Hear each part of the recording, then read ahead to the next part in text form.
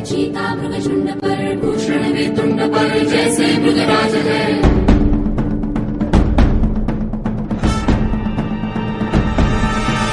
तेजतम अंश पर, खंडजनी कंस पर, धूमलिच्छ वंश पर,